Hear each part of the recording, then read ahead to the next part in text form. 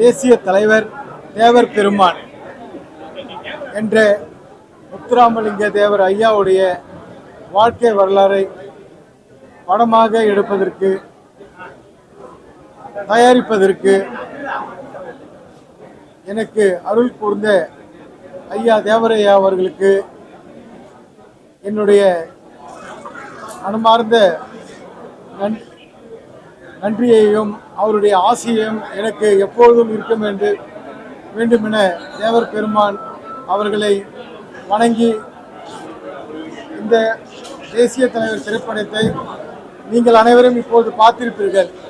பல்வேறு கருத்துக்கள், பல்வேறு முரண்பாடுகள், பல்வேறு சாதிய சாயங்கள், அதுபோல அனைத்தும் பூசப்பட்ட ஒரு படமாக இது திகழ்ந்ததாக மக்கள் மத்தியிலே சில பொய்யர்கள், சில சாதிய வன்மர்களால் இது போல சாதிய வன்மைக்கு இடம் கொடுக்கிற படம் என்று சில தீய சக்திகளால் இது வெளியிலே காட்டப்பட்டது. ஆனால் இன்று நீங்கள் அனைவரும் பத்திரிகை நண்பர்களாகட்டும், பொதுமக்களாகட்டும் அனைவரும் பார்த்திருப்பீர்கள். இந்த படம் ஒரு சமுதாய நல்லிணக்கத்துக்கும் மத நல்லிணக்கத்துக்குமாக உருவாக்கப்பட்ட படமாக இருக்கும்.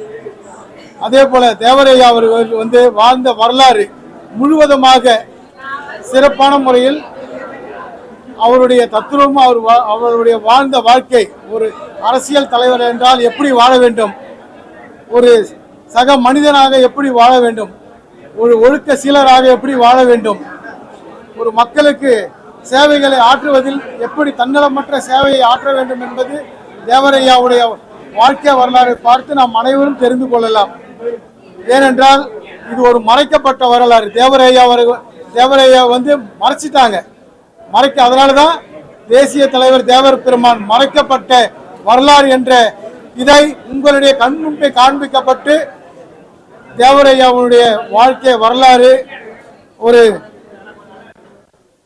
மனிதனாக பிறந்து மனிதனாக வாழ்ந்து தெய்வமாக இன்னைக்கு வணங்கும் மக்களால் போற்றப்படும் ஒரே தலைவர் தேசிய தலைவர் தேவர் பெருமான் அப்படின்ற பெரிய பாக்கியத்தை கொடுத்தாங்க. இன்னைக்கு கூட பார்த்தீங்கன்னா வருடந்தோறும் தேவர் ஐயாவுடைய பூஜை, இன்னைக்கு அவருடைய ஜெயந்தி. இன்னைக்கு பார்த்தீங்கன்னாக்கா அந்த 30 ஐயாவுடைய அக்டோபர் 30 இந்த தேதியில இந்த படம், இந்த தேசிய தலைவர் படம் திரைப்படமாக இன்னைக்கு திரையில வந்ததற்கு பெரும் மகிழ்ச்சி கொள்கிறது எங்களுடைய SSR சத்யா பிக்சர்ஸ். இந்த படத்தை பார்த்தீங்கன்னாக்கா உங்களுக்கு உள்வாங்கிறது தெரியும். எத்தனையோ தலைவர்கள்லாம் உள்ள இருக்காங்க. அதாவது தேசிய தலைவரா அன்பு நண்பர் பஷீர் இருக்காரு.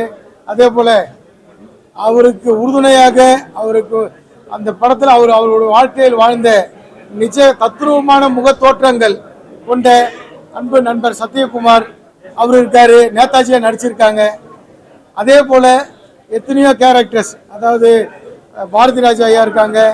அதே போல ராதாரவி அண்ணன் இருக்காங்க, சந்திரசேகர் ஐயா இருக்காங்க, OAK சுந்தர் சார் இருக்காரு, MS பாஸ்கர் இருக்காரு, கஞ்சா கருப்பு, அது போல பல்வேறு நடிகர் இருக்காங்க. அதே போல பார்த்தீங்கன்னா அனைத்திற்கும் மேலாக ஒரு காலகட்டத்தில் 1990களில் மிக சிறந்த ஒரு டைரக்டர், இயக்குனர் அப்படின்ற, அதாவது ஃபர்ஸ்ட் DFT காலேஜ் தொடங்கின காலத்தில் முடிச்சு வெளியே வந்த ஒரு குரூப்ல கை தேர்ந்த ஒரு டைரக்டர் அப்படின்னாக்கா அரவிந்த்ராஜ். ஊம்பை விழிகள் அரவிந்த்ராஜ்னா அன்னைக்கு ஒரு உலகம் அதாவது நம்ம இந்தியாவே பேசப்படும் ஒரு டைரக்டர் தான் இதை இயக்கியிருக்காங்க. அன்பு அண்ணன், அதாவது என்ன சொல்ல வேண்டும் என்று தெரியாது, மறைந்த கேப்டன் விஜயகாந்த் அண்ணன் என்னை பார்க்கும்போது சொல்லுவாங்க, விஜயகாந்த் மாரியே இருக்கிறப்பான்ட்டு, ஒரு நீ விஜயகாந்த் கெட்ட போட நல்லா இருக்கும். அதுபோல அண்ணன், அதாவது தன்னலமற்ற தலைவர்கள், புரட்சி தலைவர் எம்ஜிஆர் இருந்தாரு, புரட்சி தலைவர் அம்மா இருந்தாங்க. அதுபோல அந்த வரிசையில இன்னைக்கு அரசியல் தலைவர்லாம் இருக்கிறாங்க. அதுபோல அந்த வரிசையில அவரை வச்சு இயக்குனர் விஜயகாந்த் ஐயா வச்சு அரவிந்த்ராஜ் அவர்கள் அவரை மேலும் உருவாக்கி அவரை மேன்மைப்படுத்தி அவரையும் அரசியல்ல ஒரு பெரிய லீடரா இன்னைக்கு தமிழ்நாட்டில் உருவாக்கியவர் அண்ணன் அரவிந்த் ராஜ் டைரக்டர் அவர்கள். அதே போல மற்ற படங்களில் எப்படி சிறப்பு பெற்றாரோ இந்த படத்தை அவர் 20க்கும் மேற்பட்ட படங்களை இயக்கியுள்ளார். ஆனால் அந்த 20 படங்களுக்கு 20 ஈடாகாமல் 20 படங்களுக்கு இந்த ஒரு படம் சாட்சியா இருக்கும். ஏன்னாக்கா அவருக்கு எவ்வளவு விமர்சனங்கள் இருக்கு. வழக்கு நேற்று ராத்திரி வரைக்கும் பாத்தீங்கன்னா